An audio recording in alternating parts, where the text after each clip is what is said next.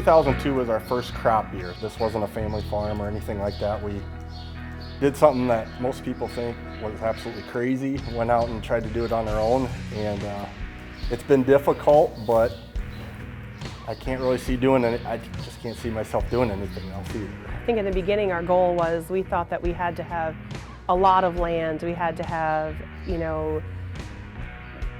all the equipment to be able to do everything ourselves. And so, we would do everything, spraying, pulling tile. I guess when we started farming, we farmed the way I grew up learning to farm, and we did it kind of traditionally. And just to be real honest, after a while, like this is not working financially. We can't make this. It's not working, so we started adapting more of like banding fertilizer. And so what I mean by that is we're actually putting the majority of the fertilizer right on the row or right beside the row of corn or soybeans. Like we just put on half of our nitrogen, and we didn't put it on until the second week of July. And traditionally, you put that on around the first, second week of April or in the fall, and that just, there's that much less rain exposed to the nitrogen. We've widened a lot of waterways and actually turned them more into baling, so there's a lot more filtration happening with the water that runs off the farm. Luke called into the house and he's like, "Katie, I need you to come out here and run this combine." And I'm thinking, what? How am I gonna do that? I had no idea.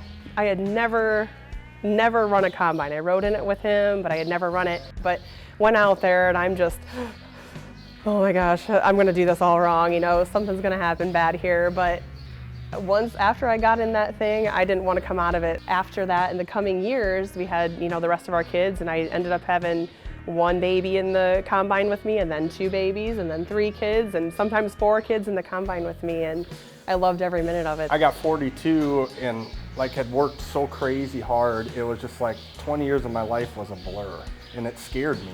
I sometimes don't know how to say no, and that's something I've learned about myself is I have to be willing to say no sometimes, She balances me because otherwise I'd probably work myself into the ground otherwise, so. We were finding out that, the farm was taking over everything, which it does in farming. It's a lot of time, it's a lot of energy, it's 24/7. We had a neighbor that does our spraying, and I think a lot of him, but anyways, he said one time, he says, Luke, we're all in this together, and that's very true.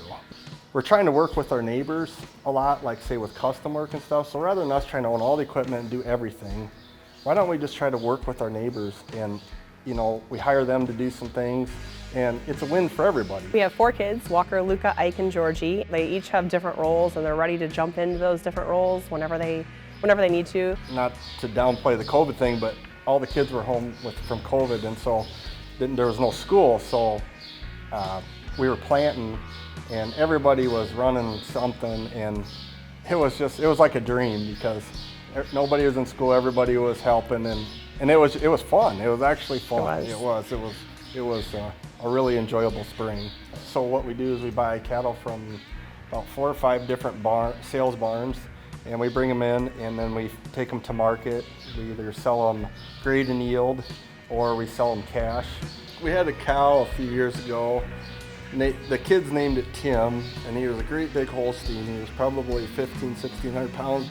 They were petting Tim, and I'm like, this steer is so tame. So I just grabbed Georgie, and I said something to her. I grabbed her, and I just put her right up on his back.